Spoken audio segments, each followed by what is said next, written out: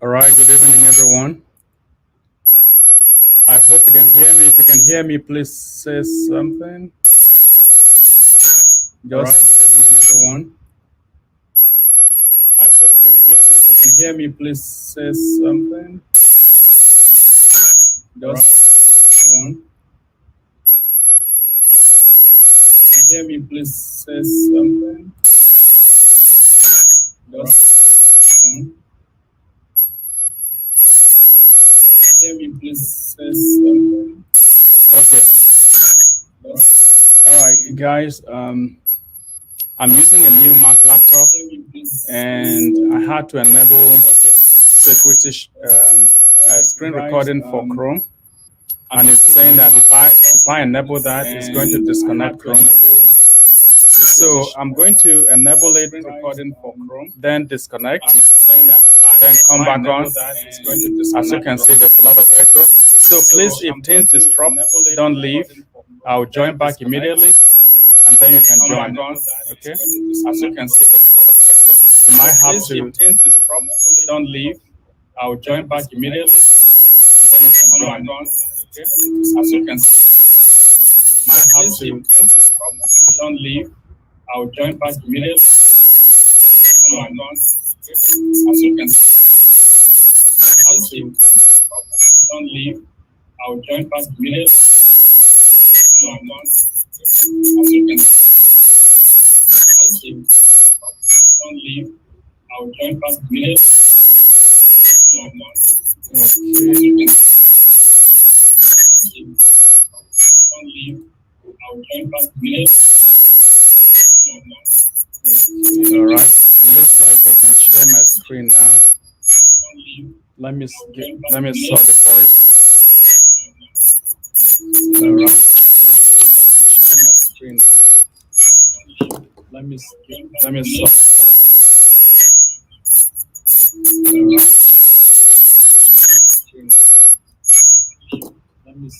Let me sort. Let me see.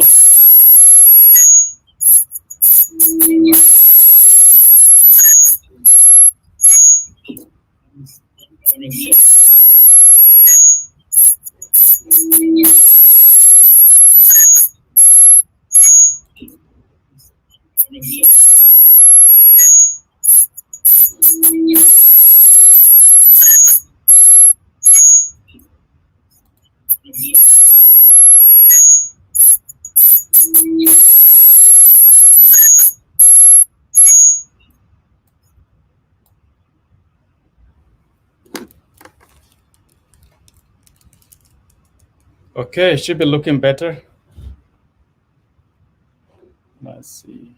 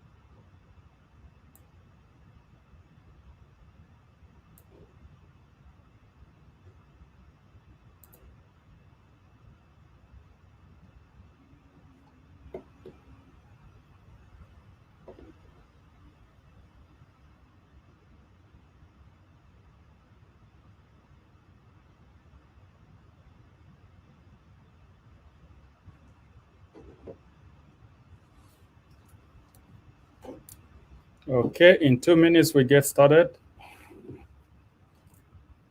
And I hope everyone can still hear me clearly.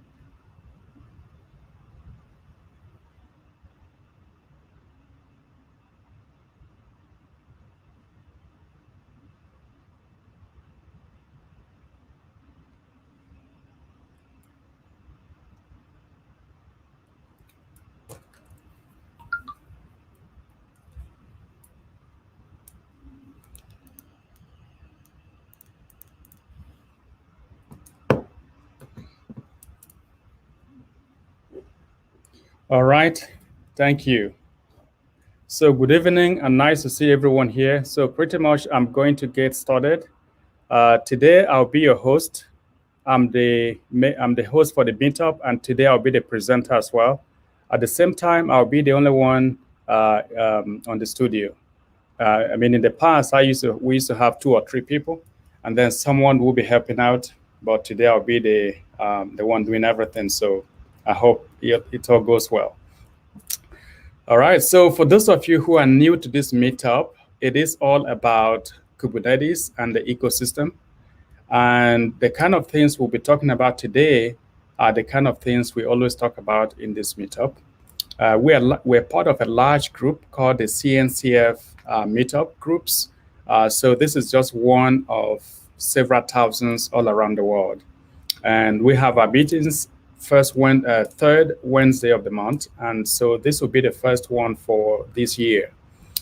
So Happy New Year to everyone, and I hope that the new year is going well for you so far. Okay, so about the presentation today, my name is Damien Igbe, for those of you who don't know me. I am the CTO for Cloud Technology Experts, and we do training. We do training and consulting on Kubernetes and the ecosystem. So I've given several presentations on microservices and the Kubernetes ecosystem. And today I'm going to go a little bit further than the previous ones that I've given, in the sense that I'm going to give more hands-on demos. Okay, so it's going to be more like a discussion. So feel free to chip in anytime. Let's make it chatty. Let's make it friendly. Let's make it family-like, because we're just sharing knowledge. And at the same time, if any one of you have something to share, please do feel free to let me know, and we can schedule you to come and talk to the group. All right, so today, as the title, the rise of microservices in the cloud, I just want to bring you to some of the things you have to be aware of, kind of some of the trends going on in the cloud that you have to be aware of. And one of those, of course, is microservices. So I don't have slides. It's going to be just showing you some diagrams and then doing some demos and then taking the discussions on until I'm able to show you what I want to show you for today. Okay, so I normally like to let people know that, the trends are changing. We used to have on-premise environments, and of course, now everyone is moving to the cloud. In the recent past, let's say a couple of years past, not many people were happy to move to the cloud just for security reasons. But now security in the cloud is no longer such a major issue. So people are now ready to move to the cloud. And as a matter of fact, a lot of corporations are now considering the cloud to be their de facto standard, de facto platform for deploying applications. And so as the architectures are changing, the application architectures are also changing, because you cannot put a square peg in a round hole, as that saying goes. So you cannot just take an application from on-prem and then take it to the cloud and expect that application to run perfectly, to scale as much as we wanted to do. And some of the corporations that started this movement on moving the applications to the cloud, they realized these issues early on. So companies like Netflix, Google, eBay, and the rest of them, they noticed that when they moved their application from on-prem to the cloud, they had to refactor the application. They had to re-engineer the code to make it adapt to the cloud infrastructure. And then they came up with that term microservices, which basically means that the application that was running on-prem, called a monolith, has to be split into different services, hence the name microservice. So you can say that on-prem, you have one service running. As you move this to the cloud, you are splitting it into several services. So now you have those several services called the microservices. And as you can see right here on my slide, I have here a diagram of the monolith, and I have the one for the microservices. Okay, so the one for the monolith, and I hope everyone can see my screen. Here we have an application that comprises of three main components. We have the customer business logic, we have the billing business logic, and we have the event business logic. So this application here have a user interface, and then it has access to the database. This is a typical three-tier application that you find in most enterprises. You have the three-tier, the web, the application, and the database. So here we're concerned more with the application logic, which comprises of the business logic, the billing, the customer, and the event business logics. So basically, if you were to run this application on-prem, on-premise environment, you are going to deploy this application as a single application. Usually, maybe on a single virtual machine or a physical machine, that application would be running as a single application. Okay, so that is what we call the monolith.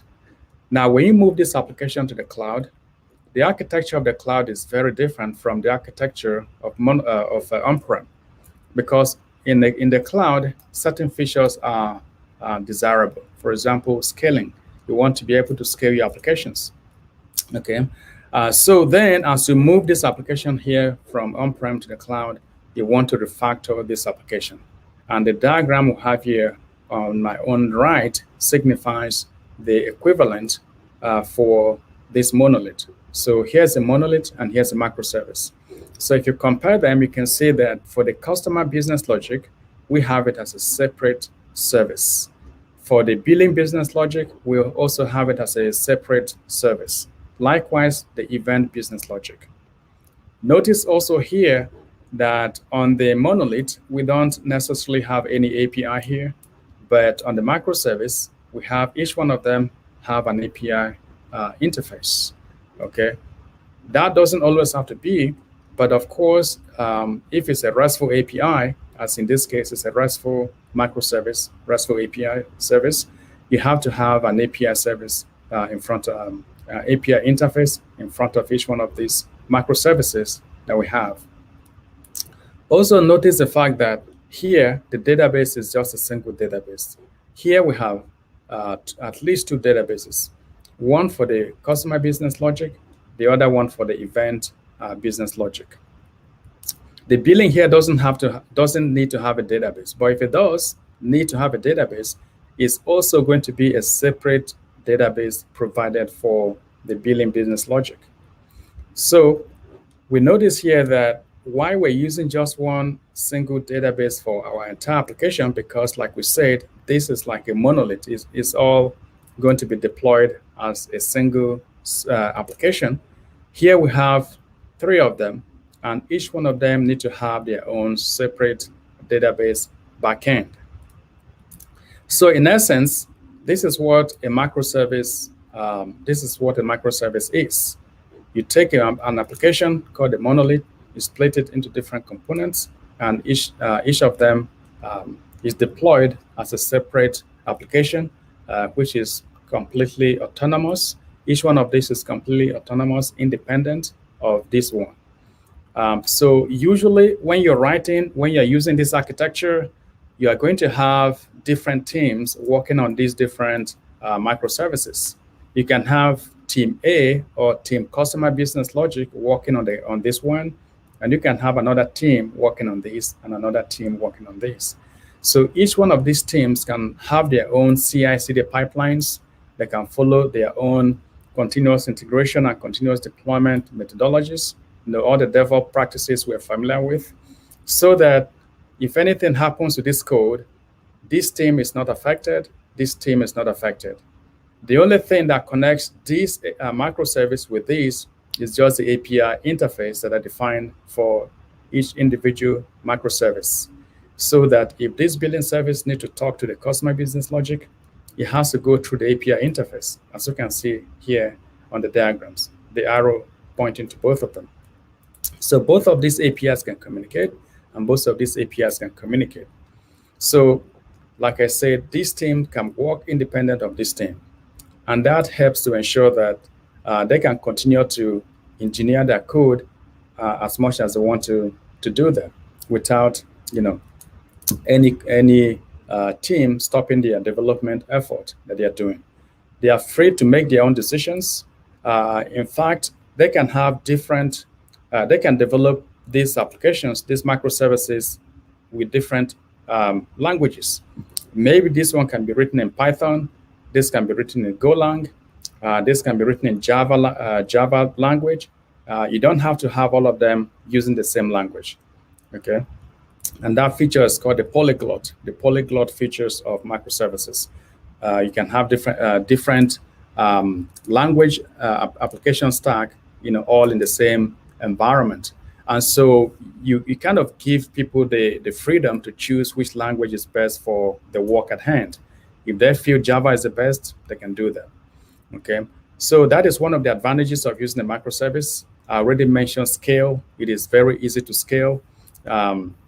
Also, it is easier to refactor an application because, for example, assume that several years down the line, this application needs to be replaced or rewritten in another language. Because it's a small application compared to when it was here as a monolith, customer business logic is just a tiny application, a tiny fraction of the entire monolith. It's a lot easier for the team to replace this code and refactor this code. Maybe they can do that with another language. Maybe they can switch from something like COBOL in the past. If that application were running in COBOL, they can easily switch it from there to something like Python, which is now a language that a lot of people are using for writing their microservices. Also, another advantage of the microservices is that if you employ a new employee, if someone just joins the team, it's a lot easier for them to study the code and then make contribution to the code. For example, you can see here, again, it's a lot easier to just work on this microservice and understand the code easily, compared to when you are faced with this entire code, okay? So another advantage is that here, if you wanted to compile this code, this could take time because you have to, all this is a single code. It's a single code base. So to compile it could take a lot of time. But here, each one of them is separate. So this team, when they need to compile the application, it could take much shorter period for them to get it up and running. And for the business world, it's also very easy for them, because the time to take this application to the market can be a lot quicker. The probability of developing some program fault, okay, the probability of the project not going according to plans could be much reduced because you have smaller people working on smaller code base, and so they are able to do a thorough test on each one of these microservices, and that could make things a lot easier to get this product to the customer to use. Okay, so for sure there are a lot of advantages of microservices compared to monolith. Though the fundamental thing to remember is that the cloud cannot take monolith. You can do lift and shift, which means you just take your monolith, take it to the cloud, and continue to run it the way you were running it. But that will not give you the best performance for the cloud. For example, if you wanted to scale this will require a very heavy, let's say you're running this on a virtual machine. This will require a very large virtual machine to run. And as you are scaling that virtual machine, you have to keep replicating it. So that could prove to be a lot more expensive than here, whereby you can use a much smaller instance, or easy to instance, or virtual machine instance to run this, okay? And so if you don't need to scale these ones, these two, if you don't need to scale them, you don't have to scale them. If you needed to scale this one, you can scale this one independent of these ones. But here you can't do that. If you want to scale this monolith, you have to scale the entire code. So this could prove to be a lot cheaper and a lot more scalable than this one. That's the microservice. All right, so there are a lot of advantages, and if you're moving to the cloud, then that is what you have to do. At the same time, even though there are a lot of advantages, there are also some disadvantages with microservices. One of them is that this is a distributed system. The microservice is a distributed system. And so you see that you have these different microservices. Each one of them, when you deploy them, could be running on different environments, like different containers, all right? We're going to move to that in a moment. Each one of them could be running in a different container.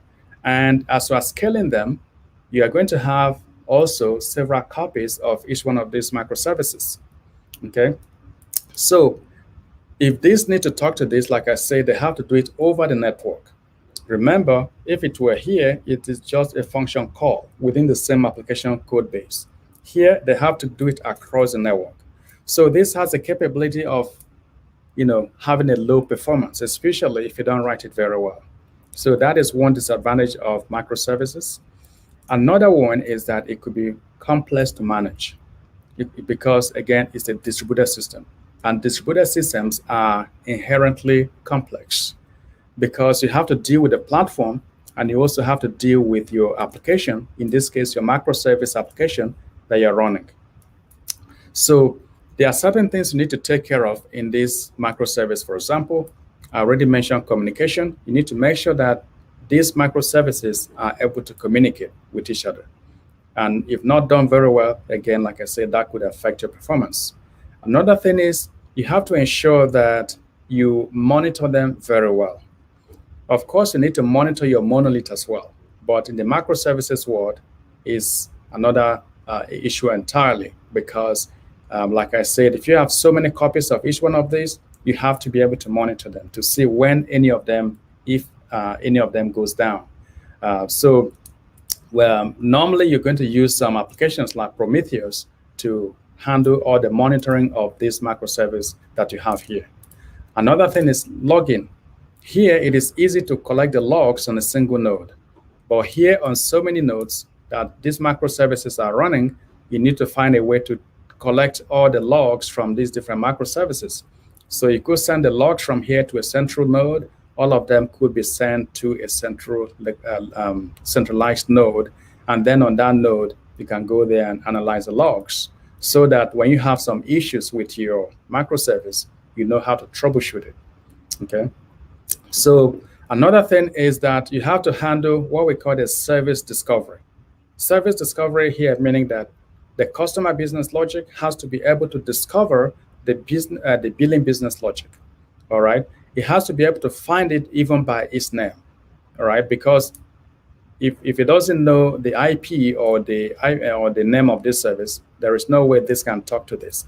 So service discovery is another section of the microservice architecture that you need to take care of, all right? And then you also have to handle things like tracing, event tracing. And that means that if this is trying to talk to this, maybe there's a breakage in between, and this cannot talk to this because there's some problem. How do you isolate that problem? How do you know where that problem happened? So that is event tracing. You have to be able to handle that aspect of things as well. Okay. Then security. all right, security has to be properly handled as well. You are deploying this distributed application in an environment. You want to know what is going on in that environment. When one is communicating with the other, you need to be able to, know if all that communication between those microservices are secured. And also, you see we have a lot of APIs here. It's often the case that you are going to need an API gateway, so that all the commonalities of these microservices, things like authentication, for example, you can handle all of them at the API gateway level. So that request comes and hit the API gateway, and then the API gateway will route the request to each one of these microservices that we have here. So all in all, I've mentioned a lot of challenges with microservices.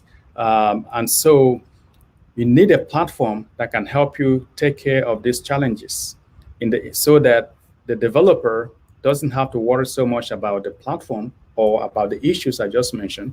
The developer just have to worry himself or herself with the application code. And that is where Kubernetes comes in. Kubernetes as a platform helps you to manage your microservice environment and also takes care of most of these problems I talk about. Things like communication is going to handle the communication between these different microservices. It's going to take care of service discovery, for example. Service discovery in Kubernetes uses the core DNS, which is the DNS service that Kubernetes uses as part of its infrastructure. Core DNS can take care of service discovery. And for most of the other issues which Kubernetes cannot handle out of the box, you can easily deploy a service to take care of that. For example, I mentioned Prometheus earlier. Prometheus is a very good monitoring system that people use on top of their deployment, of their Kubernetes deployment running on microservices. So the ecosystem of Kubernetes is huge. Okay, it's very huge, and there are a lot of services and applications in this environment to take care of most of these issues that I talk about. And in fact, I can show you the Cncf Landscape. Let me bring this here. Some of you may have seen this before. Cncf Landscape.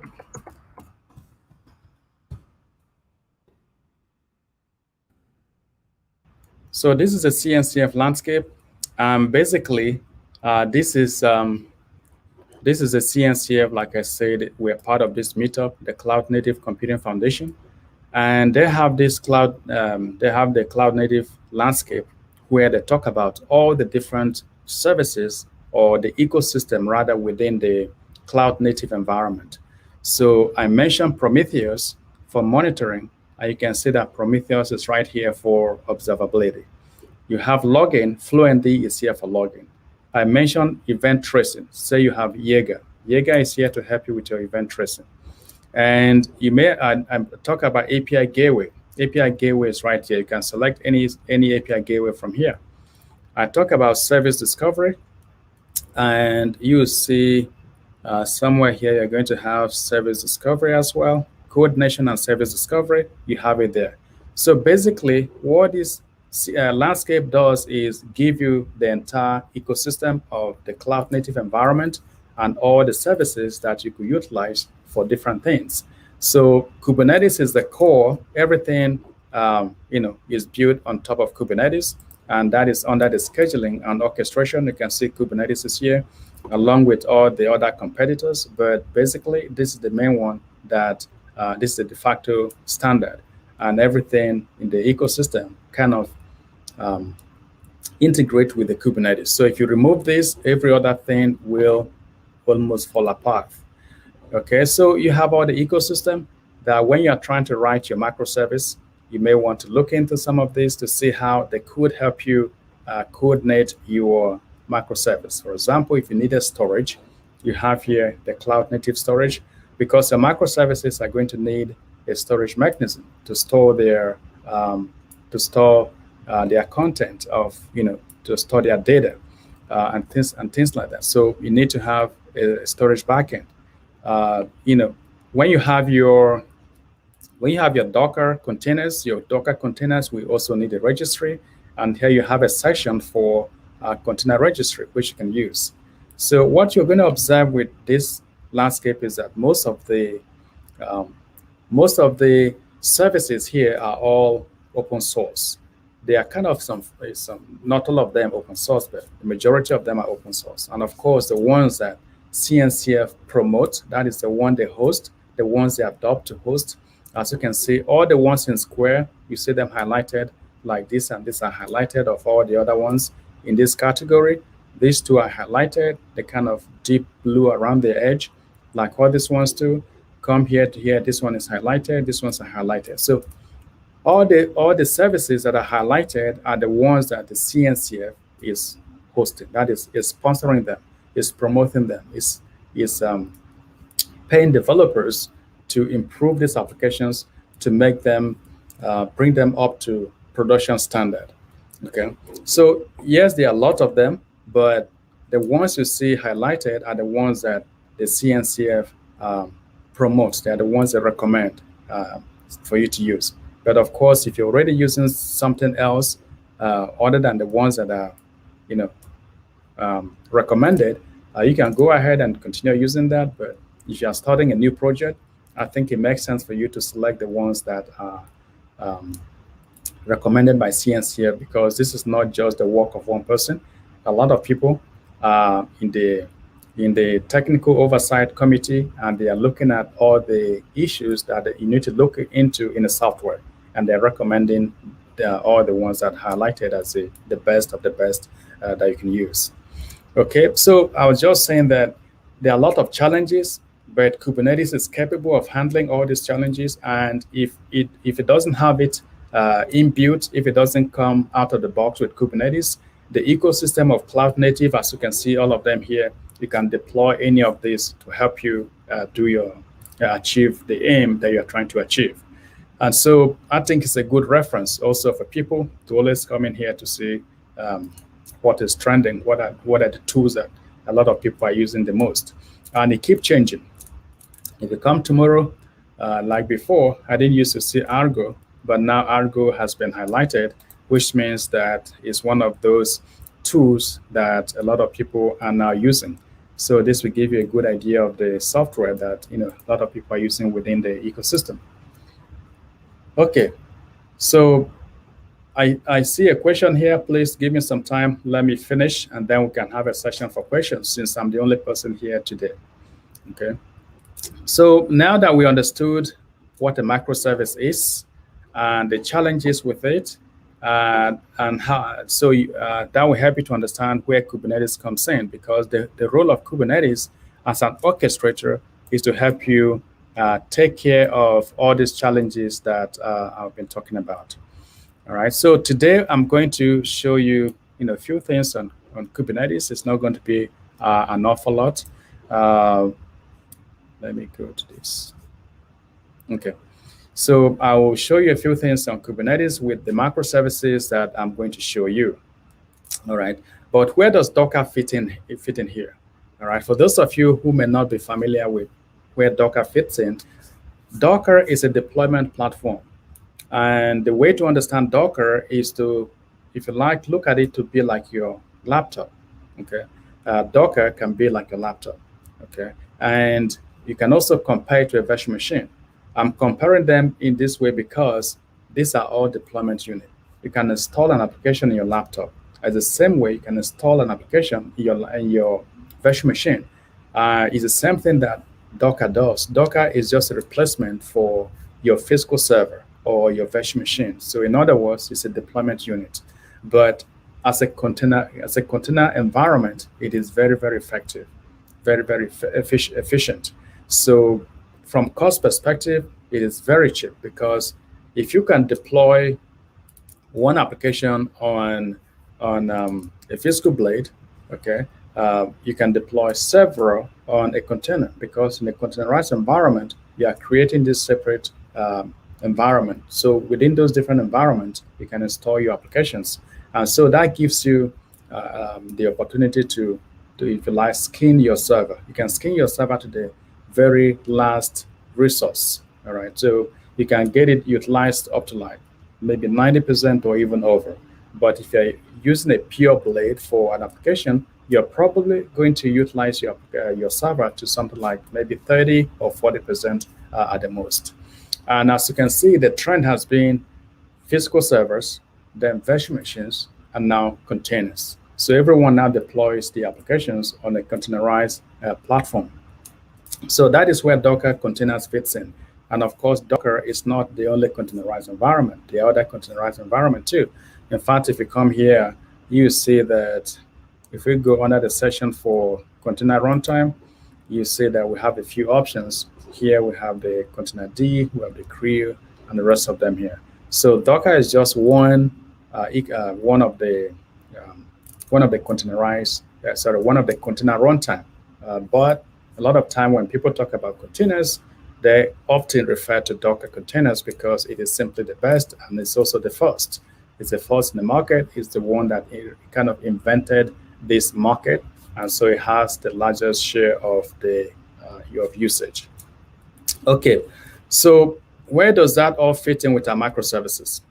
The way it fits in here is that if we want to deploy these 3 microservices, we are going to deploy them on Docker containers.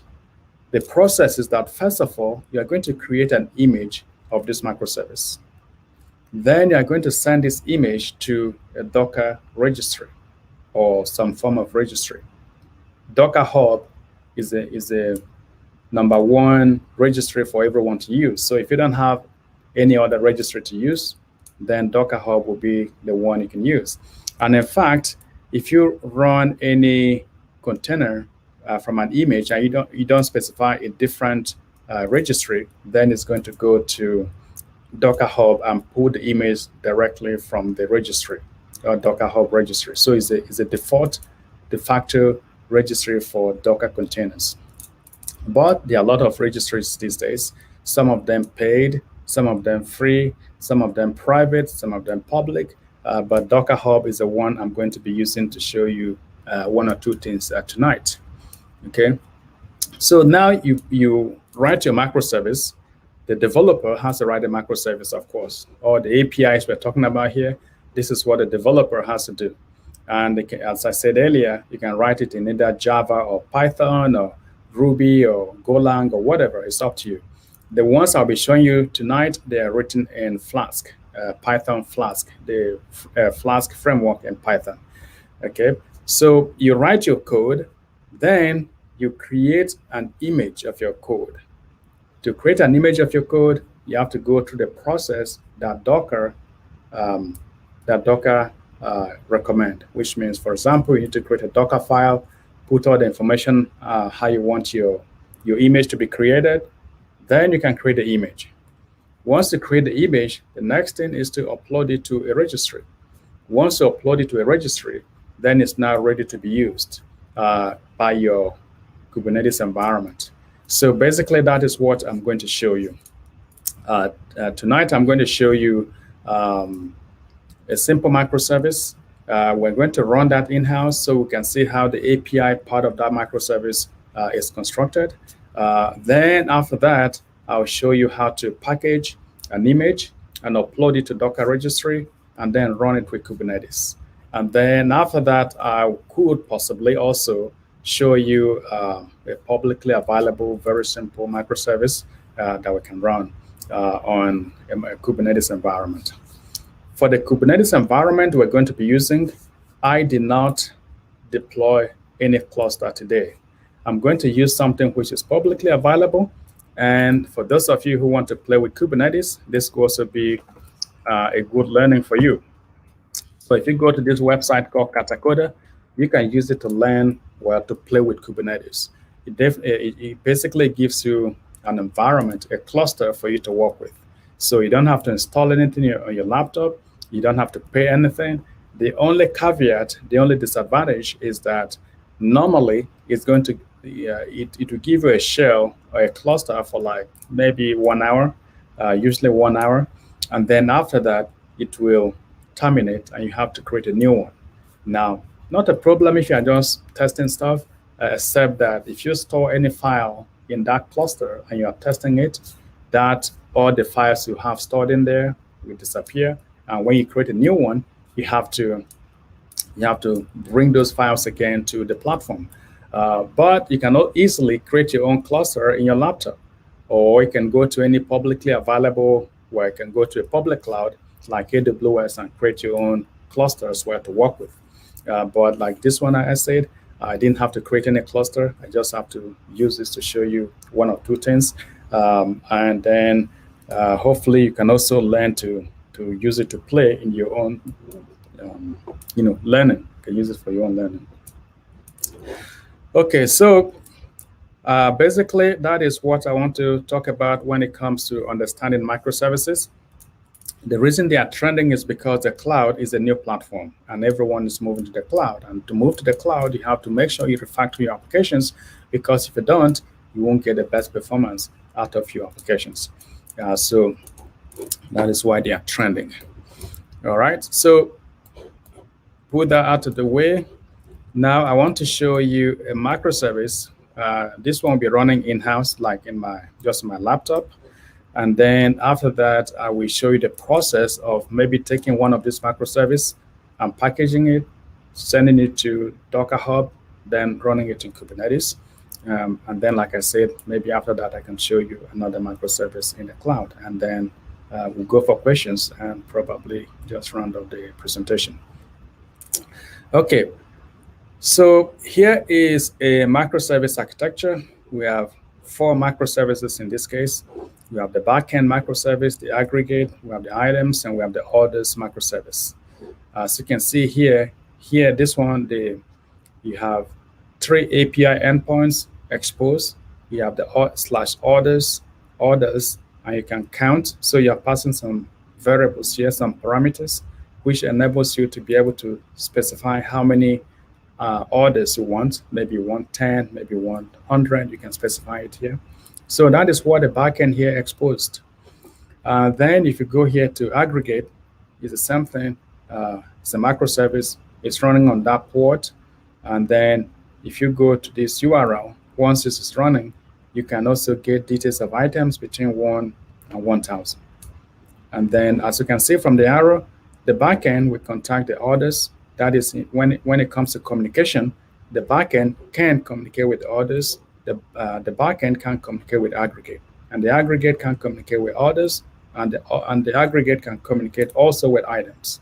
So these are the 4 microservices that we have here, and you can see also the API endpoints that are exposed. Here we have /all orders, order number 1, and then you can do a search on this one too. And then here you have also the items is running on port 5002. Then you can also do a search and get all items. And then you can also do a selection between 1 and 100 items from your order. So basically, this is a microservice. Again, this is going to be running on Docker, all right? But because we're running this locally, we're going to use a tool called Docker Compose, which you may have heard of or even used before, or maybe you're hearing it for the first time. If you are running a multi-tier application or like a microservice that comprises of so many components in your local laptop, where you probably don't have a Kubernetes cluster to test it, or maybe even just during development effort, Docker Compose is very popular. It is very popular among developers, okay, to use to test the application until when it's ready for deployment, then they can use it and test it on something like Kubernetes platform. So I'm going to use Docker Compose. To use Docker Compose, basically, there's a file called Docker Compose, which has to get created. So that is a folder that I have here. And that is a file here, Docker Compose.yaml. So all the microservices have been defined within that file. If you open it, Docker Compose.yaml. So all the services have been defined. We have the backend, we have the orders, we have the items, we have the aggregate. So all the microservices have been defined here. Each one of them is going to be using the different images that are, they're going to be using different images that are built for those different microservices. Okay. So the advantage of using something like Docker Compose again is that once you can just run a single command like Docker Compose up. That's the command. If you do Docker Compose up, that is going to fire up all these microservices. See, that is what it's doing now, and all of them are now ready. Now, this application was written in Python Flask, and that is the one I use myself. Any application I'm writing, I do in Python Flask framework. All right, so these are all Python Flask applications. And if you are familiar with Python Flask, you see that it's already showing you some of the features, because the debugging feature was turned on. If I set debug to be false, then you won't see all these values that we have here. Okay. So now that we have this running, we can go to another shell, which I have here open, and then we can do some search. We can run some commands against this microservice that is running here. And in fact, I can also use Postman. I have Postman here that I can also use to run those commands, but most of them are just get. These are we don't have any post. There's no post. We're not going to post anything. We're not going to put anything to make changes to the entries. So we can as well just simply use our web browser, or you can use Coral, or you can use Postman to do this. So I will take one of these. I had this one here earlier. Let me copy that, and then I'm going to cut a different environment, and I'm just going to paste that there. So we're making a call to one of the microservices running on port 5000, and we're trying to get the detail of this item called item 5. So now it's a get. We're doing a get here. That's a get. So if we do a send, that has returned the results to us here. You see the result of that query to the microservice through the API is showing here. Again, if I want, I can also go to my web browser, since I have one open here earlier, and I can pull that here, and I should also get my result. It's coming back in JSON. Most API returns, it returns JSON, and that is what is coming out in here. Okay, again, like I say, you can use Coral to get the same thing, because these are just get commands. So let me go to another shell and use Coral to retrieve that information. Okay, I can save this, and I can do Coral and put that there. Okay, let me not use Coral. The reason is because this laptop, I'm just using it for the first time, and I discovered that I'm not able to reach Docker containers for some reason. It's something I have to figure out later. But at least we've seen it with the browser, and we've seen it with the Postman. But just understand that if you are doing that, you can also do it with Coral to get your information out. Okay, so we retrieve that. Let's see what else we're able to retrieve. We can also retrieve 10 items from one of the microservices. We can put it also here in our Postman, and I can do a get on that, and it should be sending the result.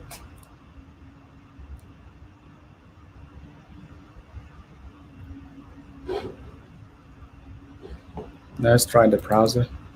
Usually that shouldn't take that long at all, except something has happened. Yep, these are the items. We have retrieved a lot of items from there. So basically what is happening here is that we have all these microservices that are running on different ports.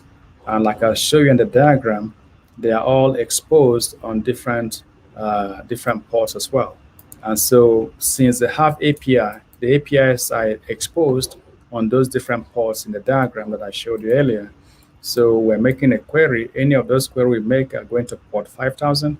So we can make a query for orders. We make a query for count of equals 5.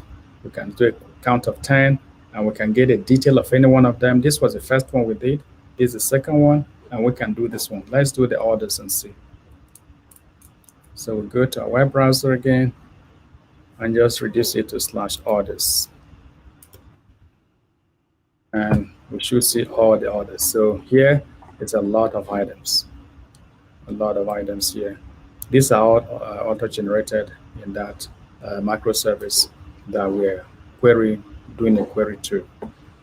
Okay, so that is, a simple microservice. You saw the diagram, how we are running it here on a single node using Docker Compose, because these are all Dockerized. They are all within the Docker environment, and you can run them locally that way. Then when you're ready to move this application to the let's say Kubernetes environment, like I said earlier, you have to make sure that each one of these is packaged as a Docker image. Send the image to Registry, and then you can run it in Kubernetes. So let me show you an example of how to do one of these. It's not actually one of these, but it's another microservice that I'm going to show you. So that will be the second one. I'm going to create the image. I'll upload the image to Docker Hub. I'll go there and show you. Then I will run the microservice in Kubernetes. I have the guidelines here, so I'm just going to follow them so that we don't waste a lot of time. So basically with this one, I'm going to clone the repository. I'm going to clone the repository from where it's stored on GitHub. So I'm just going to follow it. Let me see where I am. Okay, I'm just going to do it here anyway. I'm going to make a directory here, and then I'm going to cd into that directory, and then I'm going to clone the repository. I'm going to clone it.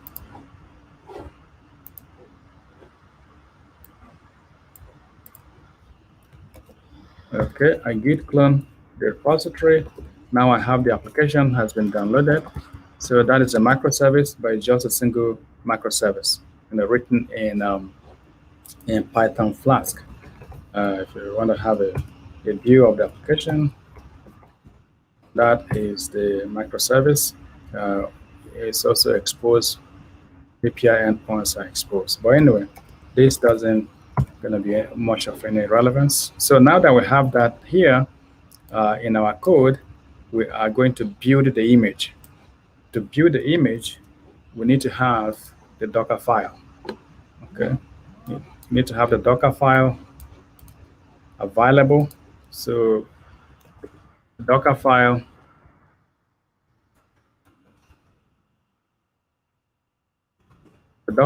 is here. That's the Docker file, cat Docker file. All the information on how to build this is here. So I'm just going to build the image. I have some version there before, so I'm going to make this one 1.2. Let me say 1.3. I'm sure I have that.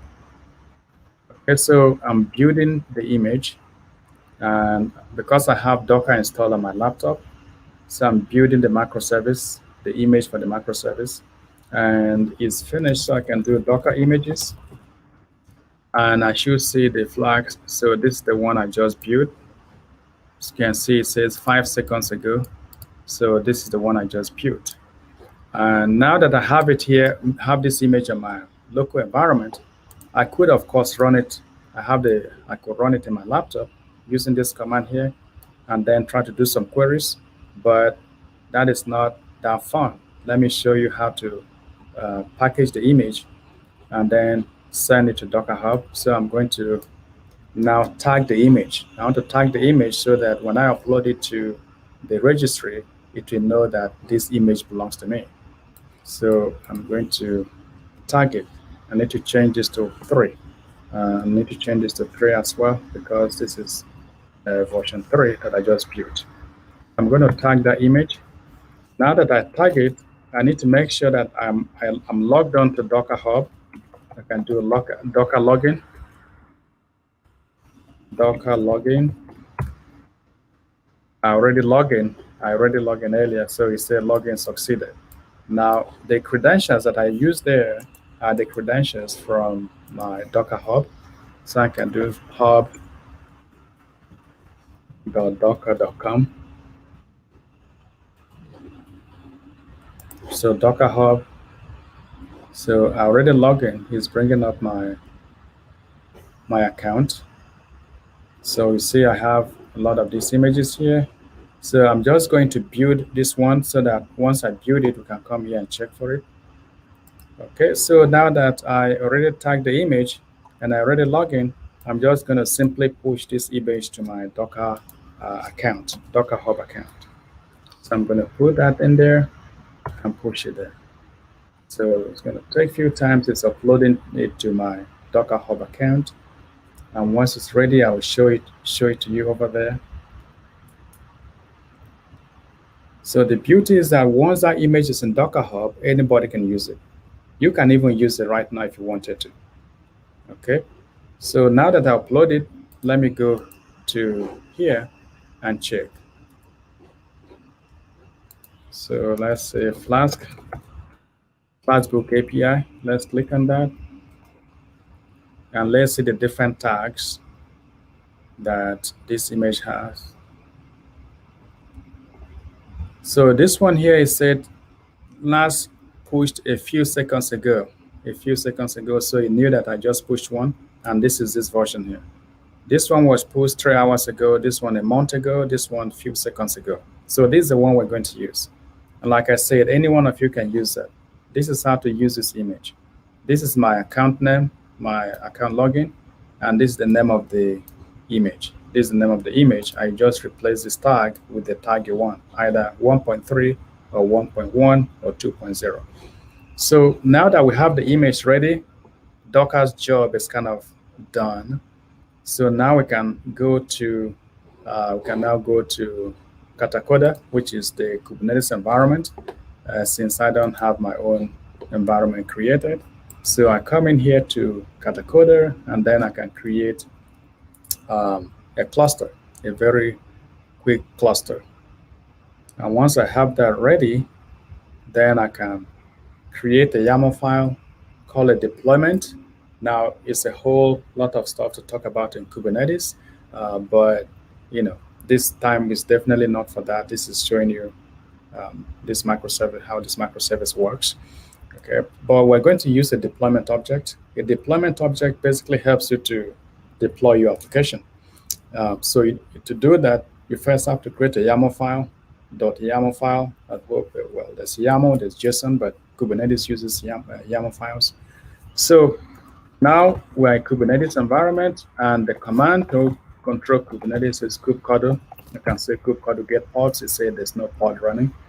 I can say get nodes, and there's just one node. It's a mini kube environment running here that Katacoda is running for me.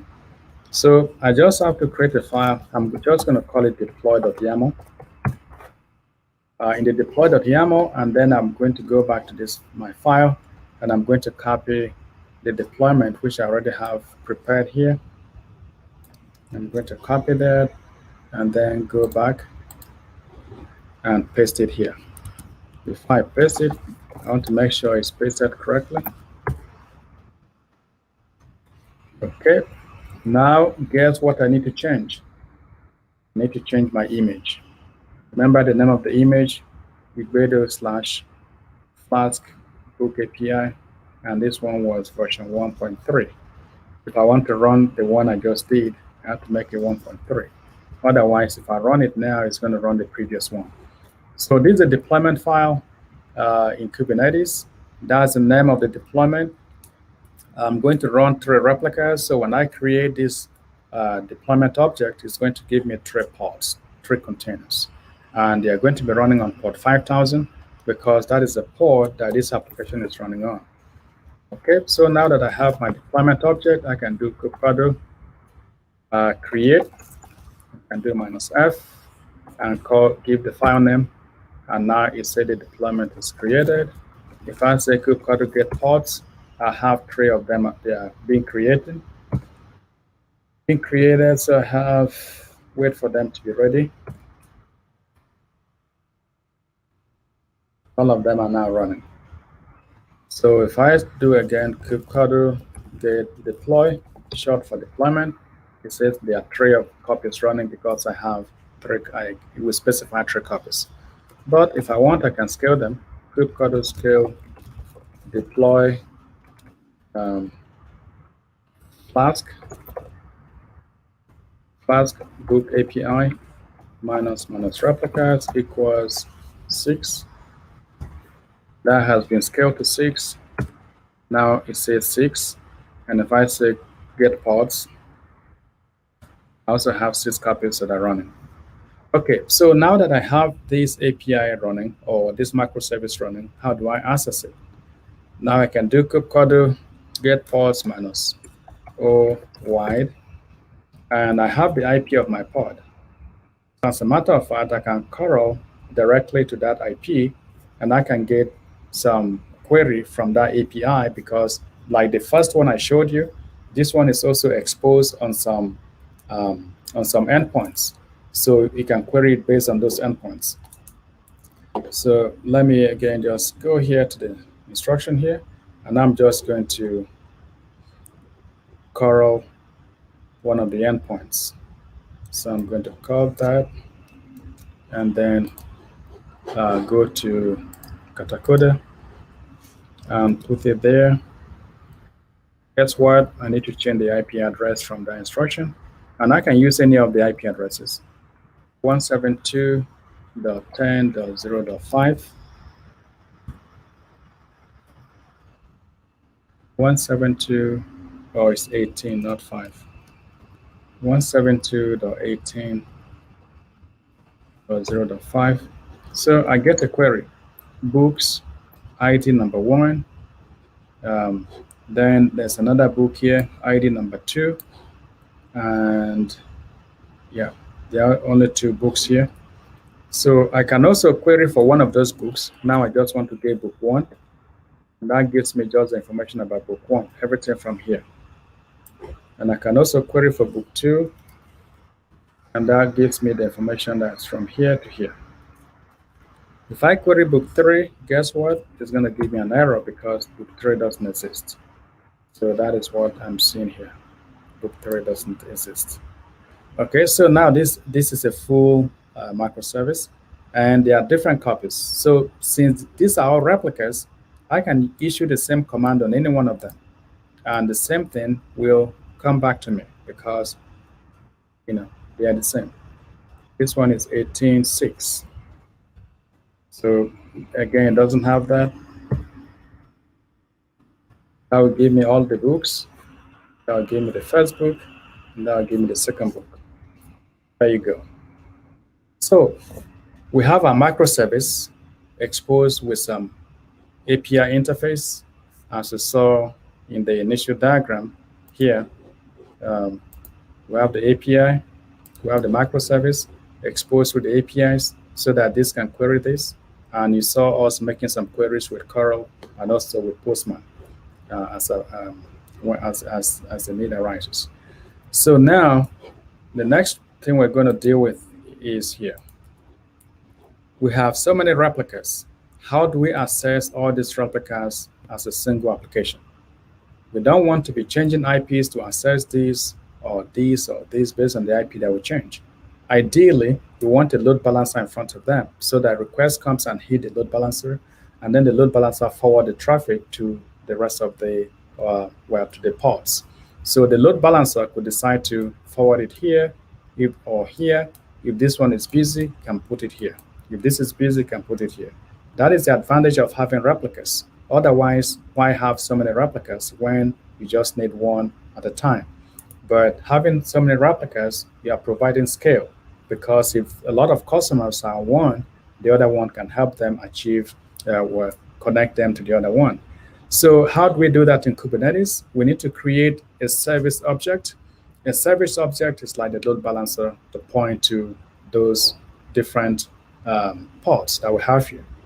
So that's the next thing we're going to do. We are going to create now a service object, which is going to act like the load balancer. And so I'm going to copy that and come here to Katakoda. And then I'm going to, let me just play it on screen. So I'm going to do vim service.yaml. You can call it any name really. And I'm going to surface so it doesn't mess up formatting. Okay, so we can see this is a service object, and we're calling it my service. we are going to select everything that has that tag. So all the pods we just created, they have this tag. So the service is going to look for any pod that has this tag and it's going to match onto it. So we're going to run our service on port 5000 and it's going to forward the information to the application running inside the pod on port 5000. So 5000 get forwarded to 5000. So we're done. Again, we need to create it. Kubectl create -f service.yaml, and it's created. So if we say kubectl get svc, we have our service there running.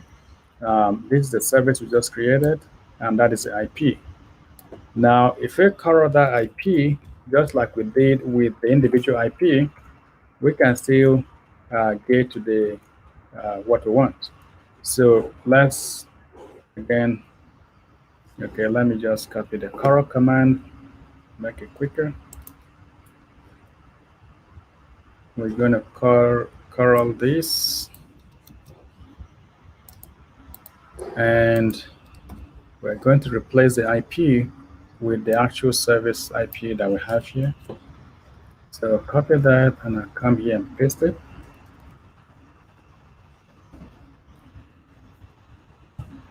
So you see we're getting the same response that we got before, but the good thing here is that the load balancer decides whether decides which of the port to forward it to. So if I say kubectl get endpoint, it shows me that this is my service. It's pointing to all these endpoints. So you can forward it to any of these. And guess what? These are the IPs of our ports. So if I say kubectl get ports -o wide, you see that these IPs here are this one here. For example, this is .4, this is .4, this is .5, this is .5, this is .6, this is .6. So now we managed to put all our deployment object at the back of a service object, which is the load balancer. And now the load balancer is helping us to forward the traffic to this respective pods that we just created. And that is running the microservice. So this is a single microservice. We saw the process of packaging it, uploading it to Docker Hub, now creating our YAML files in Kubernetes cluster, and then start to run our microservice application in Kubernetes.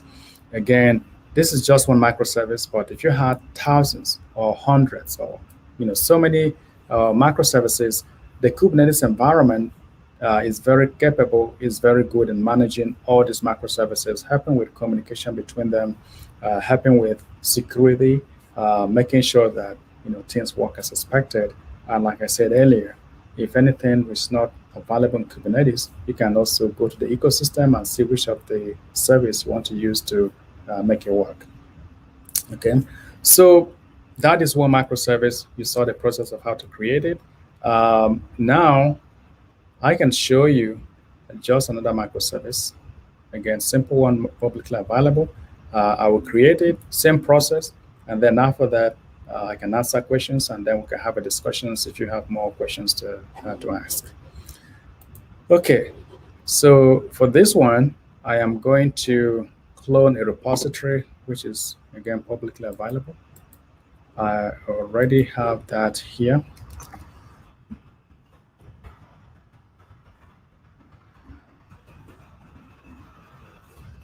It's not here.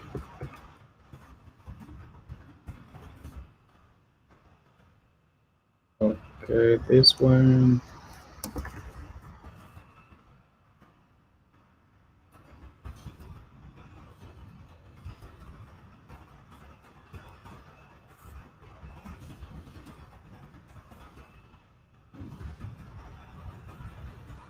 Okay, so now I have that is the actual that's the actual microservice I'm going to do. But let me look for the link. I think I should have it here so that I can clone the repository. This is publicly available to clone, and then we're just going to run it in Kubernetes and see them. Okay.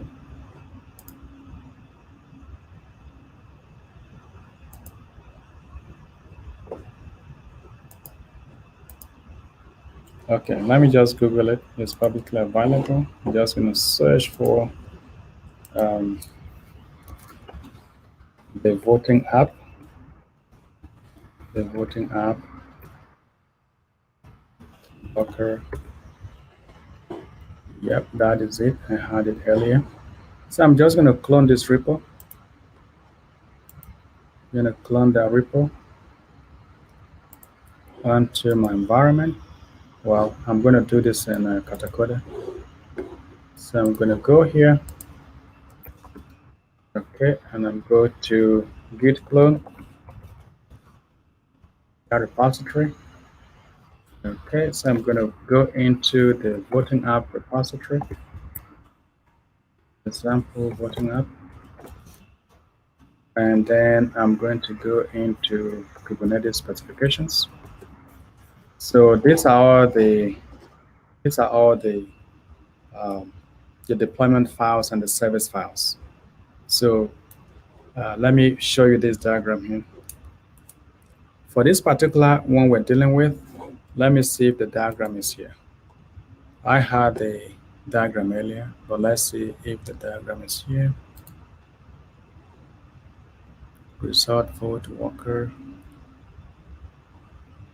Okay, architecture, very good. So this is the architecture for this microservice. So we have the voting app, we have the result app, we have the Redis, we have the DB, we have the worker. So we have 1, 2, 3, 4, 5 microservices, but all of them kind of simple microservices. So 5 of them, let's see them here. In our file here, if I do list -al, we see we have 1, 2, 3, 4, 5, 6, 7, 8, 9. So we have 9 YAML files. We have 5 microservices, but we have 9 YAML files. Typically, for most microservices, you are going to have a deployment file and a service file for each one of these, as you saw me do with that single one. What you saw me do with that single microservice is what you do for almost every microservice. Create a deployment file, create a service file. Create a deployment file, create a service file for all of them. That is why right here, we saw all of them. We should have had 10 files, but maybe one of them doesn't need to have a deployment file, or a service file. It's not every time you need a load balancer. You may just need one replica of a service. In that case, one replica of a pod. In that case, you don't need to have a load balancer because it's kind of one-to-one, right? So now that we have all of them here, we're just going to create this deployment and the service files. A quick way to create all the deployment files at once is just to do kubectl create -f and put a dot in that folder, and this will go ahead and create all of them for us. Okay, it's saying that there's no namespace, but let's do it again, because usually the first time it should have created that. Okay, so let's say kubectl get namespace. Doesn't have the namespace, so let's create a namespace.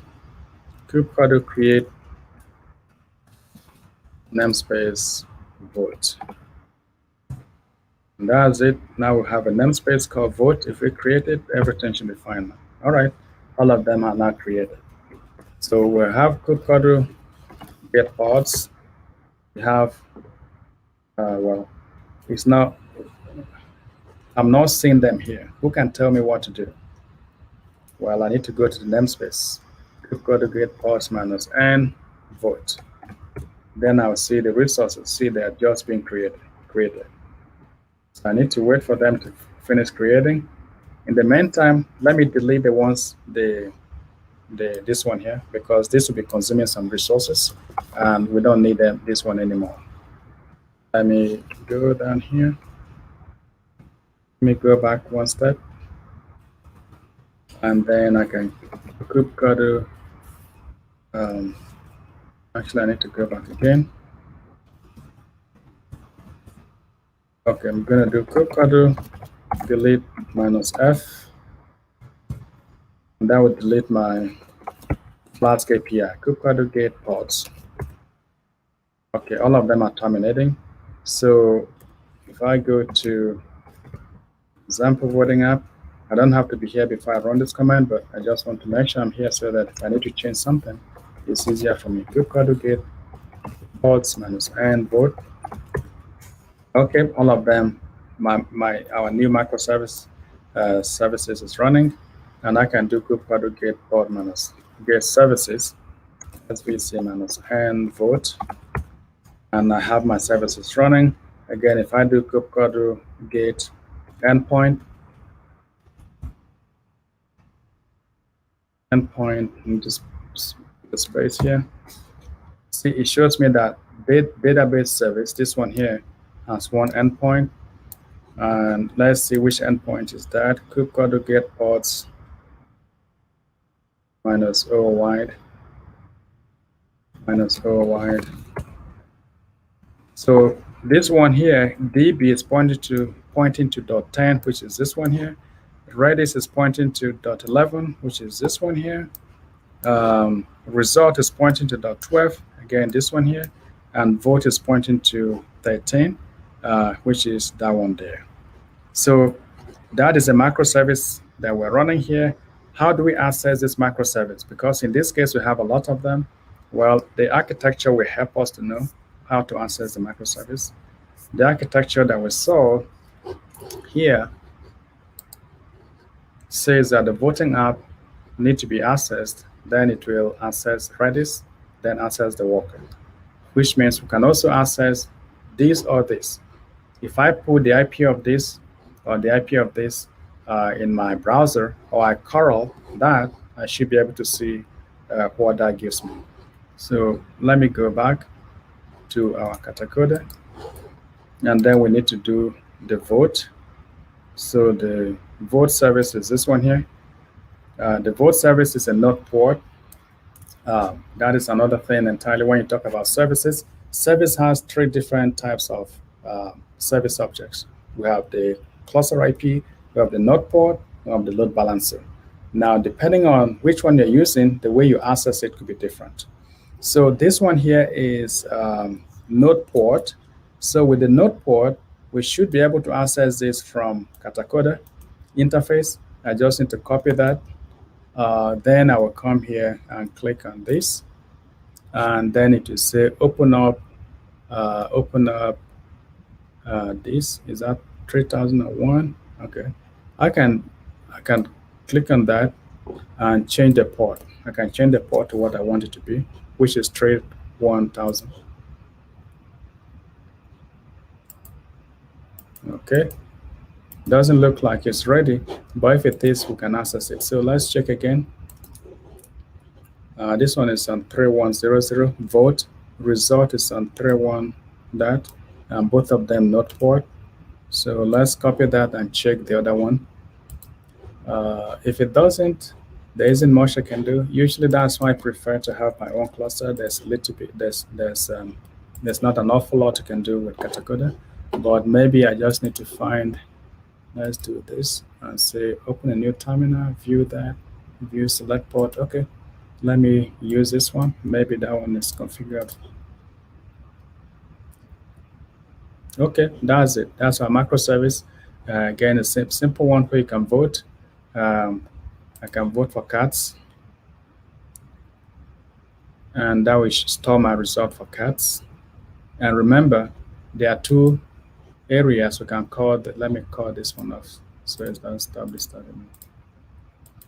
Okay, so now in the diagram, I can also call the result. So for the result, the port was 3001, I think. So let's call that one.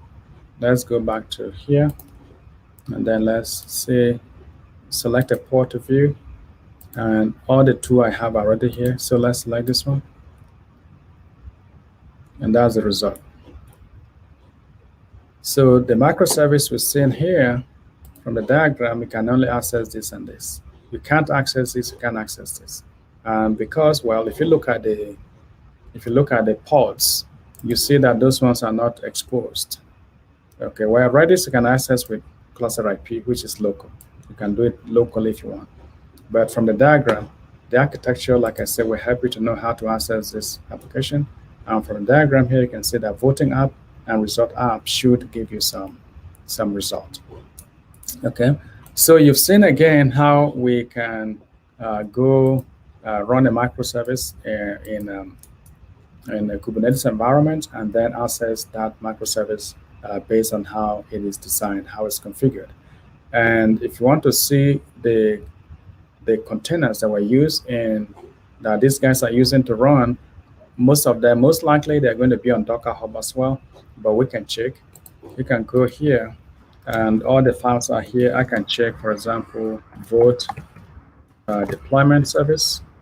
And the Vault deployment service is showing me that it's using this image here called Docker samples, example voting app before. So if I go to Docker Hub and I search for that image, I will see it there. Because if you don't see the registry specified here in front, if you don't see that registry specified, it means it's going to Docker Hub. If it were going to another registry, you see the URL for the registry in front here. So let's go to Docker Hub and search for this image that it's using, and you see that it copies something else. So let me go back and copy this image. And let's go back to Docker Hub and put that in there. Oops, still not copying it. Okay. Let me not open it. Let me come out of this. Well, let me cut it. If I cut it and copy, maybe that will copy. So I'm going to copy that.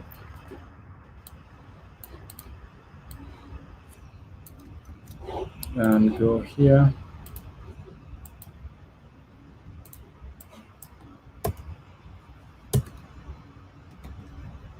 Okay. All right, it's not seeing that. So let's just do a search for this.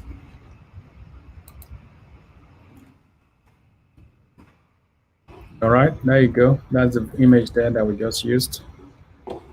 Docker samples, example voting app. You can check the tags.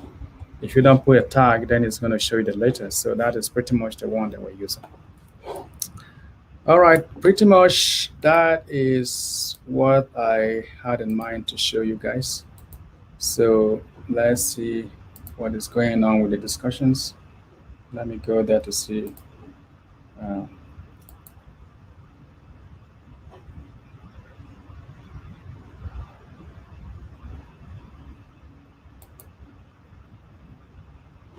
All right. I hope you guys can see me. And then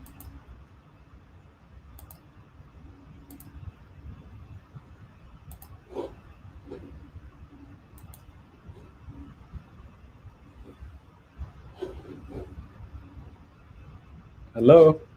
So now it's time for questions. Just let me see if I'm seeing the right thing. Okay. All right. Good. I can see everyone now.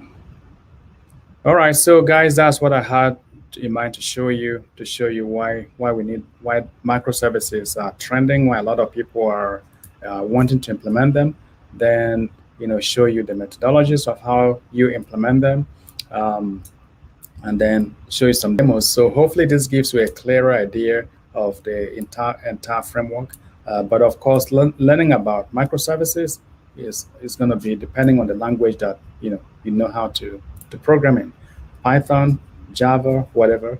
That's a whole different ballgame entirely. Writing a microservice, and then knowing a lot about Kubernetes is also a different beast on its own. And then understanding how to manage Kubernetes and all this kind of stuff. So a lot of skills set that I mentioned here, but hopefully that gives you a good idea of how this ecosystem works. Again, just to mention, I think everyone should be doing this now because that is going to be the future. Applications are going to continuously be moved to the cloud, and people are going to always want to redesign these applications. And so there will be a continuous demand for professionals in this area. So I'm looking at the questions here. Philip said, is service discovery related to service mesh? Yes. Yep. So service mesh can do an awful lot more. Service mesh is all about, a whole lot of ecosystem when it comes to your microservices. you want to be able to have a good view of your applications in one place. Also, you want a way that to optimize your communication such that, there's something we call the proxy or the proxy. You have a service proxy, which on every microservice you have in the service mesh architecture. Let me show you some of these diagrams that we had earlier. So now, the way the pod runs in Kubernetes, a pod has a container. A pod is a wrap around a container. Okay, and as you can see, every microservice needs to run in a container. So Kubernetes gives a wrap around a container, and that is what we call a pod. So when I say kubectl get pods, in a way, that is the same as the container that is running. Okay, that is the container that's running inside the pod. Okay, so in a service mesh, what tends to happen is that they'll put an additional container inside the pod for this microservice. Same for this one, same for this one. So when this microservice needs to talk to this microservice, it doesn't do that directly. This will talk to the proxy that is attached to this pod. Then the proxy will talk to this one. So between the two, proxy talks to proxy, proxy talks to proxy. Then you leave out the main microservice to do its own work. Okay. So service mesh like Istio, in fact, if you go to the framework, the Cncf Landscape that I showed you here, you're going to see a few examples of the service mesh. So we have here the service mesh category. You're going to see it somewhere here. Service mesh here. So you have a couple of services you can use. This is hugely popular, Istio, that people use for managing their service mesh. So I would say these days, service mesh, apart from handling the communication to make it a lot more seamless and more smooth, people have also loaded service meshes with security, so you can implement security at that layer, so you can have a general overview of your security from a single perspective. So it's kind of like a layer you want to add, your team wants to add once they have mastered the microservice itself. If you don't master your microservice and start to put Istio, that may be another layer which you need to understand.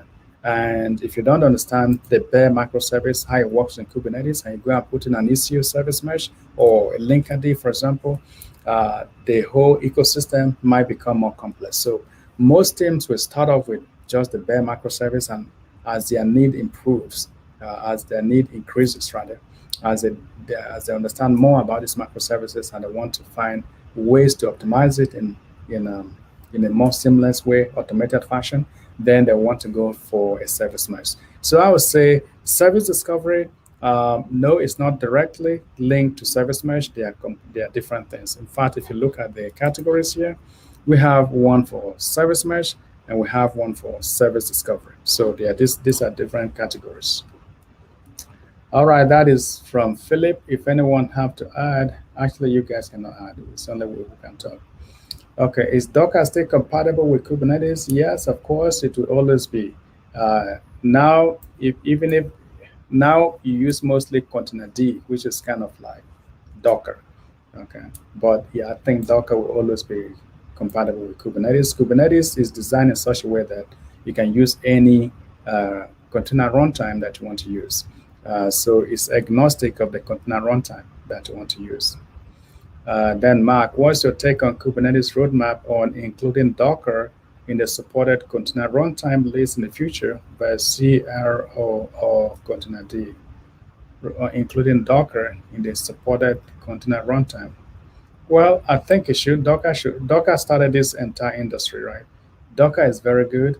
If you wanted to create your images, for example, Docker gives you a lot of utilities, well, like Docker build, the image I use to push the image to Docker Hub, called Docker build. These are all Docker utilities that you use. So Docker is a very good software, all right?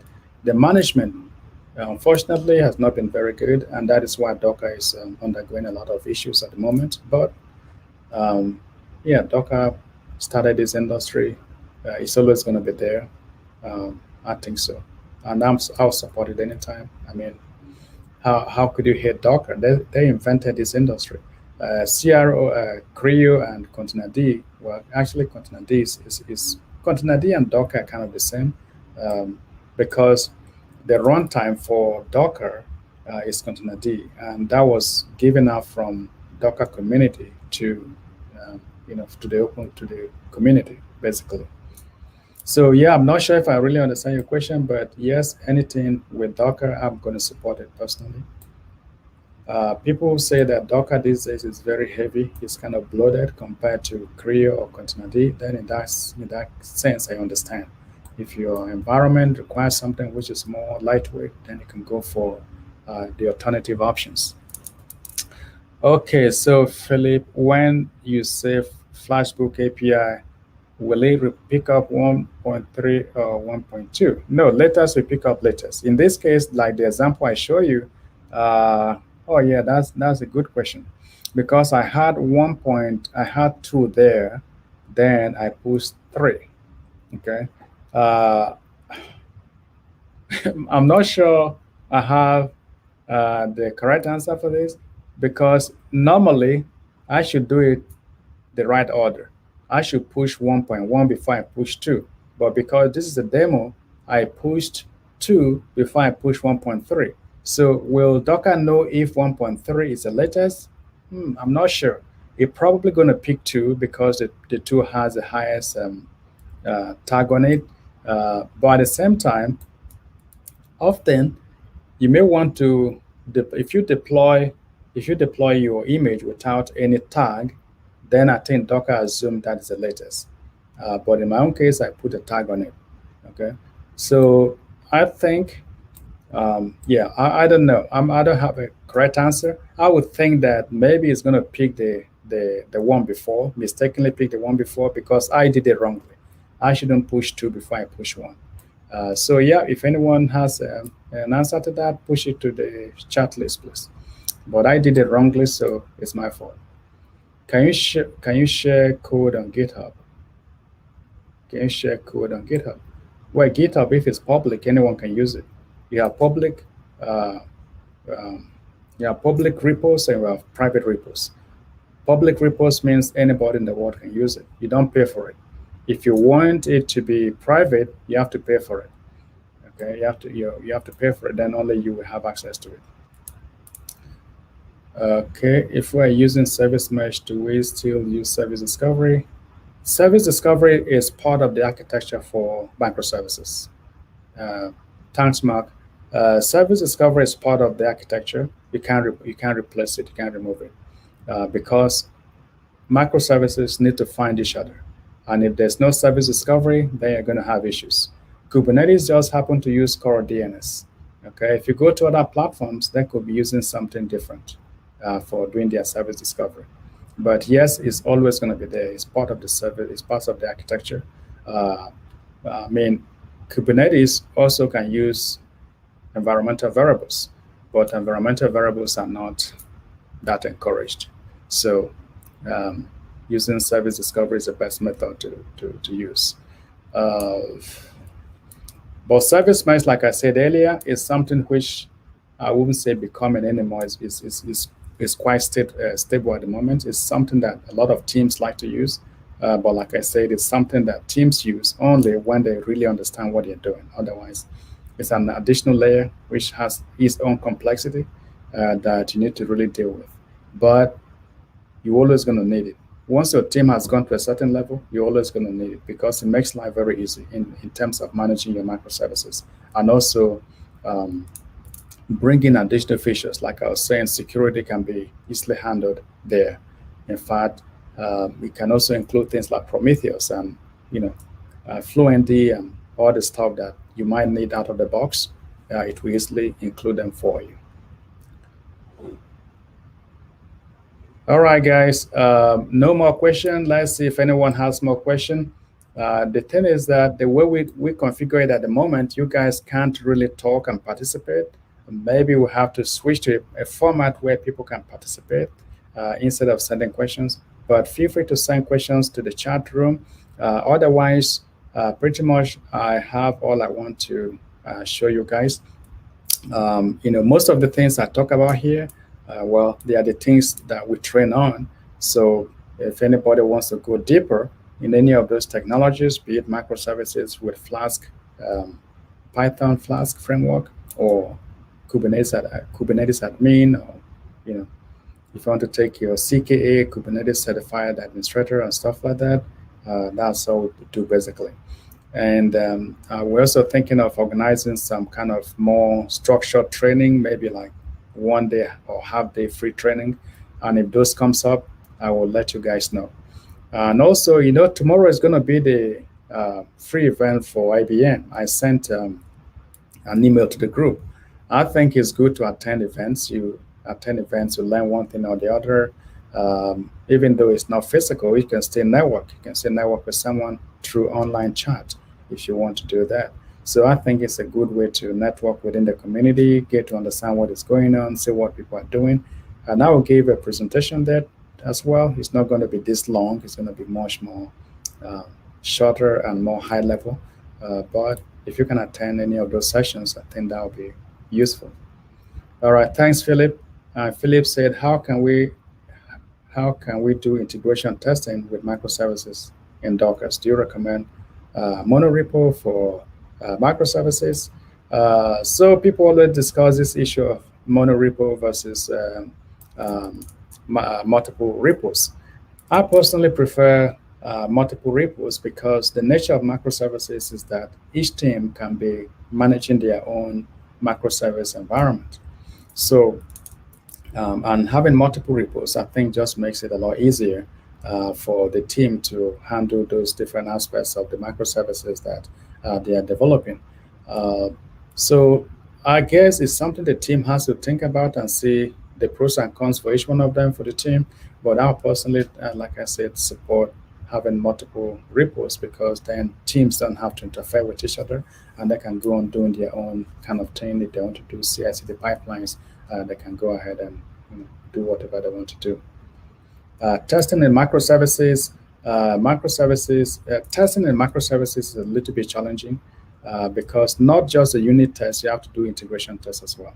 Even though a single microservice may be working as expected, how does it perform when it interacts with the other microservices?